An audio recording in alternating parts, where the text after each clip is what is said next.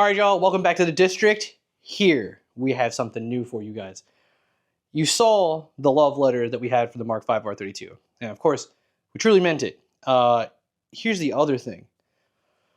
We can't keep anything stock, so we're gonna start off with a new build series now that the Audi is technically done. As you can see, it is no longer in the garage.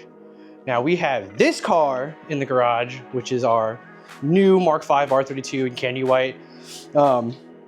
So it has some coilovers on it at the moment, but we want to kind of change a few things. So let's start off with the first thing. Look at all this brand new stuff. What is this? That's crazy. What are those? That's crazy. And also, look at all of this shine. Oh my god! So yeah, so that's what we're doing today. That is a complete Airlift 3P management system with 2 compressors, and you'll have the management that goes right here. Thanks to our good friends at One Love Auto in Pennsylvania, they got us some used Mk5 and Mk6 airbags for this car. We are starting air ride, and then after that we have a few other goodies like tail lights. We've got a hatch delete and maybe some other few things I'm gonna throw in there. Don't really know what just yet, but we've got all the time in the world. So let's get started on this Mk5 R32. What the hell is even that? Zip ties, more zip ties, more zip ties. Fuses, taps, and more cabling. Oh, and the USB, so it's perfect. Line cutter, very important. The controller. The brains behind everything. Forgot how mine looked like since brand new. There we go. Beautiful. Rule number 1, right?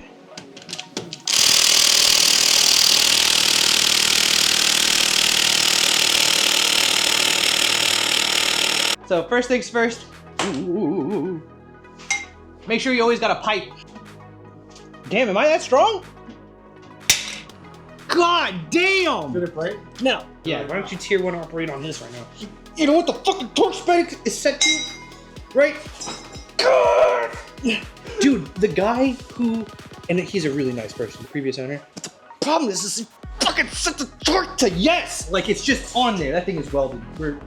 All right, you know what we're doing? Oh, the trusty pipe is coming back out. Oh my There god. it is.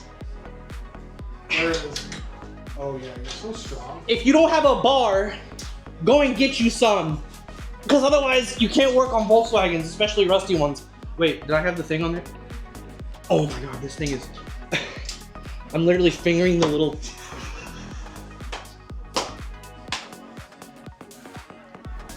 You did not watch that happen. There it is. Dude, suspension components are definitely multi-use. What do you mean? This thing is fine. All right, pipe's over.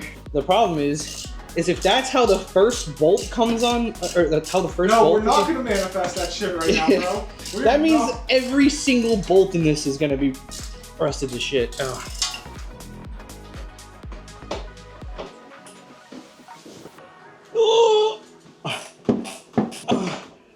Bro, this one bolt. Oh, yeah, dude. Oh, I didn't even get the other one out. I thought I had the last Jesus bolt. Christ. I thought I had the last bolt off the entire time. There's one more in the back. Dude, okay. The one thing I love about struts is that they take 3 bolts, like the top of the struts. Oh, I forgot to take the sway bar out. Thank you to our sponsors at SolarWorks. We are going to cherish these as backup suspension. Promise. Because we like these, right? This is SolarWorks. They ride great at an OEM plus height. You should check them out. And they are very inexpensive. And use your coupon code Cowabunga for... I don't have a coupon code! And now here's our Airlift bags, and I just hit myself in the nuts. Alright, very simple, right? This is height adjustment for when you're aired out and whatnot, because it's not going to matter, because we want to make it sick. The whole point of this is to make it sick. But yeah, installing air ride is just like coilovers, but probably cooler because you get to make it sick. So tell your friends to get air ride. You can do a lot of things on air ride. You can do your taxes, right? You can break your fender. Like these. Oh, these are gone, dude. That's the best part about air ride is you make things fit.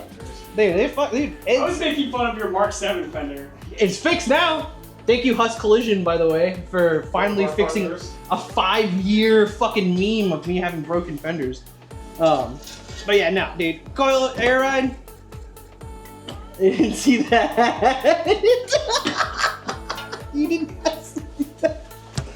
So the best part about air ride is it's easy to install. You're such a fucking moron right now. I'm gonna get this thing in here and we're gonna air it out and make it sick. So now we gotta raise this thing up. Because sometimes you just. It's not even in the hole, you idiot. Is it really? Yeah. Yeah. Mm. Golly. You know what time it is? It's time for air ride. The front left bag is on. We are going to. So there's some weird contact that's missing here on these brakes, and they're a little wavy. So we just ordered up new front brakes, new sway bar end link because we're gonna go incredibly low. And this is torn right there. So we're gonna get that replaced, but the fronts are on. Time to get the rears on, and we're gonna start putting the hoses, the lines to the trunk. So let's get that squared away. So we need to find a way to put lines through this, or through the car, going through the, or getting to the management and getting to all 4 components. So for the Mark 7, I kind of did the exact same thing, right? Inside the trunk, check this out. We've got a little grommet right here. Right here is the diff. And Max just found out that there is just enough space to feed 4 lines in there. And so we're gonna send all 4. Anyways, so we're gonna end up putting all 5 lines in here. So it's the 2 front, 2 rear, plus the exhaust through this guy. Once we get up, so there's obviously like the false floor for the hatch. So all 5 of those lines plus the tank line will end up going directly to the false floor via a bulkhead, and I'll show you guys the bulkhead too. And then all the lines will come out of the bulkhead, so that way we can detach the lines from the top, right from the manifold, and then remove the trunk really easily. So we're trying to make it a little bit easier to install and also easier to uninstall when we need to get to things underneath the trunk, like the battery or the rest of the harness. So best bet that we have right now, feed these lines through. I don't want to, so like for the Mark 7, all the lines follow the undercarriage tray going directly to the 4 corners. People do things differently, you know what I mean? Like some people will drill holes into the frame. I don't want to do that, partly because I'm lazy, but also because things rust, and with my luck and owning like 7 different rusty Volkswagens, I don't want the Mark 7 to rust. So we're just gonna start feeding lines through the frame and through the other guideways, zip tying things to it. So I'll show you guys how I do that a little bit, and then we'll keep cleaning up through the process and start hooking up the management. So let's get that going. You know what the problem is? Ain't got no gas in it.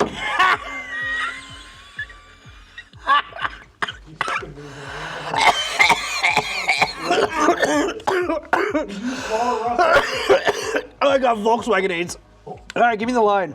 You ready? Yeah. Hey. Okay, keep going. Follow. Yeah. Right here. Where? Right here. You see it? I'm holding it. The line? Yeah. Yeah. Wait, what? How the fuck did it bypass me? Who's 11 o'clock? Or who's 1 o'clock? You guys supposed to? How the fuck did it go all the way over there? Okay, I got it. yeah, that's tight. All right, cool. Here, let me see. How did he feed the line and just end up exactly where it was supposed to go?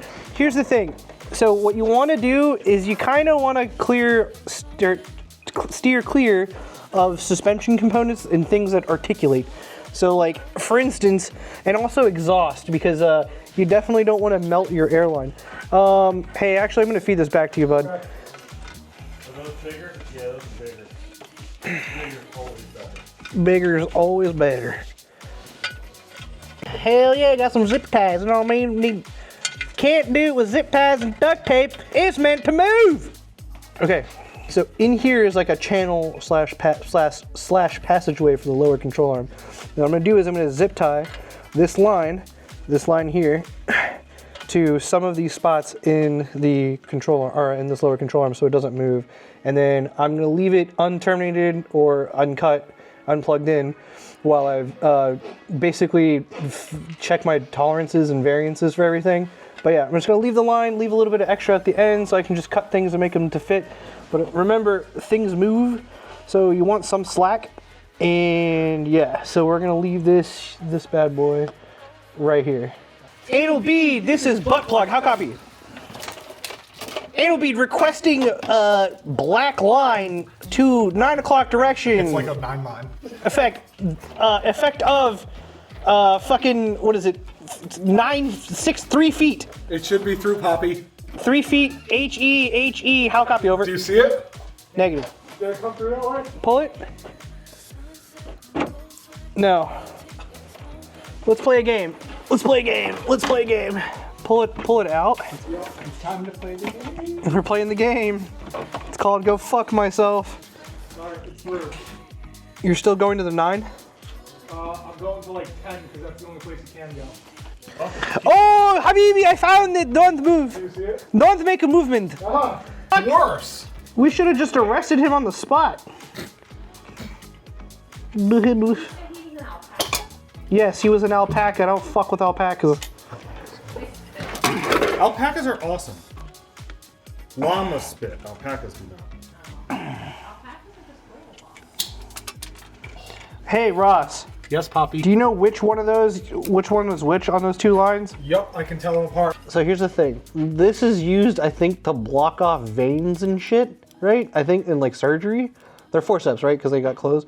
If you don't get one of these to help you, this is the coolest thing on the planet, because I just reached in and like can't reach that, grabbed it, and like, look at that. Look at this. Look at this. Look at this, dude. Look at it. You just pull the line out. You know what I mean? Oh, well, I did it before, but it was already out. So anyways. So you use vice grips. No, because this is really thin. I'm telling you, bro. I'm telling you. Anyways, that was your cowabunga tip of the day. We're gonna feed this line into the same route, and we're gonna, yeah. Is the new social media plan? Just the tip? Yes. Yeah. Cowabunga's just the tip. Now what we're gonna do is we fed both the rear lines, and now we gotta go and feed all the lines to the front. So the best part about Volkswagens is nothing. We have this tray, it goes up here. So I don't know if you can see this, but there's a tray up here, right? And what I'm gonna do is, you guessed it, I'm gonna feed the line. I'm gonna follow this pathway where the handbrake cable goes and feed that line all the way through that underbelly tray and go all the way to the front. So first, I'm gonna pull this line through, and then I'm gonna get that over there. So, The whole bottom of the car? oh yeah, that's why Kevin, thank you Kevin, bought me this creeper. I could jelly the long way. Peanut butter jelly the long way. Oh shit. You do. I fucked up. I'm a scientist. What did you do? Whoa! What did you? Oh, wait, Kyle, I can cut this? Okay, this is weird now. Can I cut this? Oh, thank Yeah. you, DJ. Yeah, you are between my legs right now.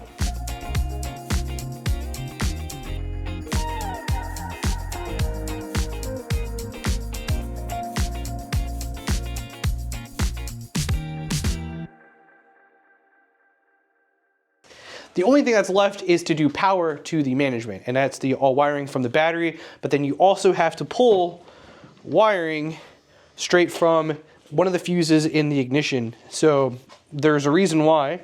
And when you turn the car on, you have to send some sort of signal directly to the management to let it to wake up, because you have the 12 volt coming from the battery, which is the constant. So we need to pull the ignition tap, which Airlift actually gives you a tap, like a fuse tap, I believe. I don't remember, because the last one I did, I tapped a fuse into one of my fuses. And so every time you turn the car on, sends the power to the ignition. Battery is actually in the rear for the R32, so it's even easier. All the cabling goes in there. And then we're going to fish all of our cabling for the power, what is it called? The Airlift controller to the center console where we have a 3D printed holder for it to sit in the coin holder. So let's get ready and do that shit. Oh, Okay. hold on. It's me. Get him to strip. As you know, we have 3.5 current members right now. We have me, myself, Kawa, Meredith, or Mary, and Ross, and then Max. But he's kind of like our adopted son, and so that's a whole little different long story. We actually now have a 4th member, and this is TJ. So everybody meet TJ. Say hi, TJ. Hi. Thank you. Wait, why did you say hi? So TJ is going to be our new media person. We're extremely excited to have him. He runs Cracked Lens Media on Instagram. Please go give him a like, comment, and a follow, all those good stuff. But TJ is going to be running some of our content. He shoots very, very cool photography and videography. So like this right here, this beautiful shot right here. And so take a look at his content. He's going to be shooting a lot of the new stuff that we have for District Imports, but we're extremely excited to have him. And he has an E63 right now, and we're going to do some content on how to maintain a once $100,000 sedan, kind of. So we're going to do some of that later on. But for now, let's do this.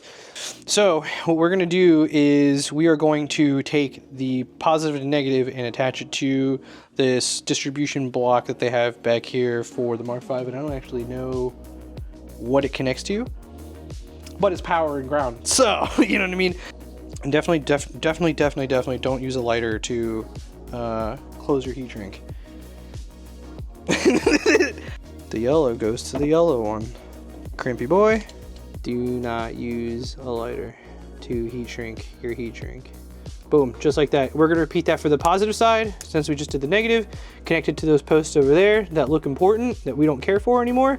And then before I do this, obviously, remember one of the most important things that we need is this guy, and you take the fuse that goes to it, which is a 30 amp, right? This 30 amp fuse. Thank you again, Airlift, for supplying all of this. Cut that about right in the middle.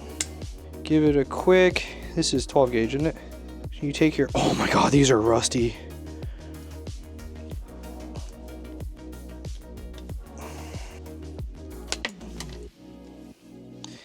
And so I don't want to do the crimp-on connectors. I kind of want to do the solder, quick solders. There's a lot of different names for these. Quick solders, solder and seal connectors, whatever you use. These just connect 2 different cables via heat. So what we're going to do is we're going to slip that on, and we're going to slap this guy on. And I'm not going to twist them this time. I think I'm just going to see if I can slip this over the 2 of them. It's usually a pretty tight fit. And you really want to get them both just contacting each other like that. And I have my heat shrink down here so I can cover over it just as like a backup or fail-safe, or just to make it look pretty. And essentially, see, you don't want to use a lighter, right? You really just want to use a heat gun. So make sure you get your heat gun, and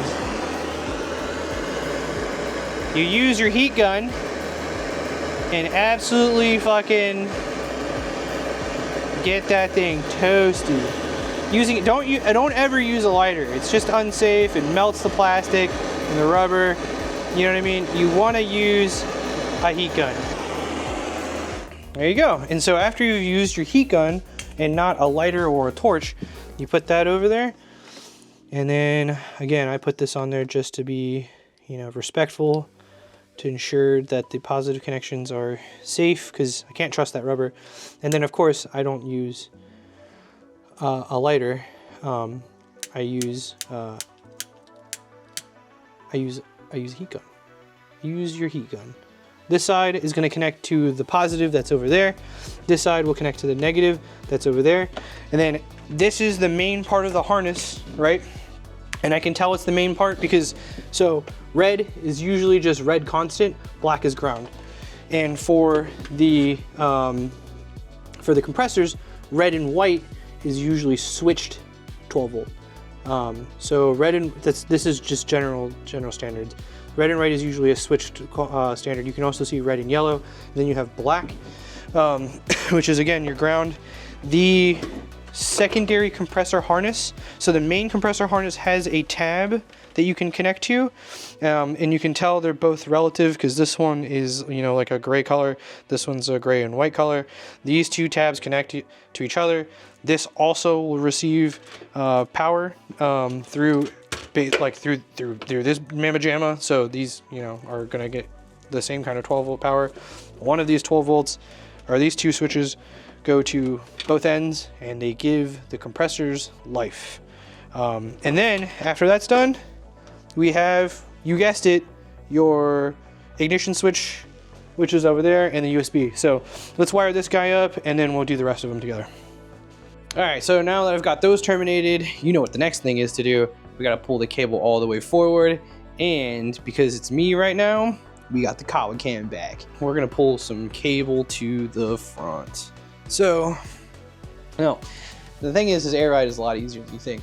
All you gotta do is take wires and put them in places, and take hoses and put them in places, and that's really it. So we're gonna pull these cables forward. Oh, behind you. So again, this is my ignition switch. We're gonna tuck this cable underneath the door sill here, get that underneath here, put that all up in there. And then this USB cable, we're gonna go underneath the dash across, and we're gonna bring it back into the front center console where we have our 3D print. So let's get that going.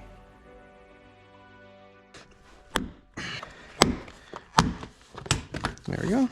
And perfect. I'm gonna feed that line. Oh, give me the extra length. There we go.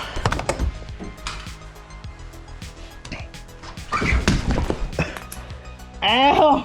All right, so take these cables, gonna wrap them here. Let's take out our ignition. You can cut the wire if you want to. I like to do what's called a service loop, but say like, I don't know, 5 years from now, I want to go trade my air ride for coilovers. Well, if I cut this all the length of this car, I'd have to tell the new owner that they would need to get new wiring. You know what I mean? So, and instead, I can just service loop it, terminate the end, and they can make it work for their car with the length that Airlift gave for the kit. So a little bit of background, I just took out the center console thing right here, and I inserted our neat little Airlift 3P holder. I had to take out the 12 volt that was in there to fit that in there for the 12 volt on this guy. So there is a tool that you can use to take that out. I just hit it with a mallet and it popped it right out. So I just gave it a 1-2 tap and it was good to go. Not too hard, but so that's pulled out of there. All we need to do now is fit this wiring through and clean up some of my management, put all the trim back together, and she's good to go. So this is a little thing that I have right here. It's called a fuse tab. These are really nifty and handy. They just kind of plug right, literally, in one of these circuits. And here's the reasoning why that I'm, sorry. The reason why I'm doing that is because I would just take this cable or this wire, plug it directly into here, you know, connect them, and I don't have to do any kind of splicing into the ignition switch. I'm trying to maintain as much of the factory everything that I can as possible. So we're going to strip this wire back, install this fuse tap, give this a little crimp, put some heat shrink over it, and call it. It does the job. It's not a Klein Tools by any means, but you want to put your heat shrink over your termination, and definitely only use a heat gun. Do not use anything else other than a heat gun to heat shrink your heat shrink. But you know what they say, if you try it and it don't work, something's wrong. And boom. So show you guys what a service loop is. All right, we're gonna get this guy. I'm gonna tuck you under here. We're gonna do that for that cable. After that cable, or the USB cable is also tucked in there, put all the panels back on. And we're gonna test the management. Look at that. All right, let me give you a quick explanation as to what we did. We have the 2 compressors on the mounted brackets. We've got the tank mounted to the brackets as well. And then we have the manifold on this little mount for that bracket as well. Now, we used a company called AVS for the airline bulkhead union. And then we put our own 1/4-inch unions on a 1/2-inch 6-port plate, basically. So there are a couple things. It worked, right? The fitment was a little tight. We've got some leaks right now because of these bends that we've got to, try to circumvent. But for the most part, ooh, yeah, you hear that? That's probably what our leak was. But for the most part, tank holds and everything else holds. Overall, I think this is exactly what we were looking to do. We still have our own little goodies that we're going to put on this. We've got our own plate. We've got ideas for the tank, so on and so forth. And I've got to clean up the wiring in the back, but that thing is squared away.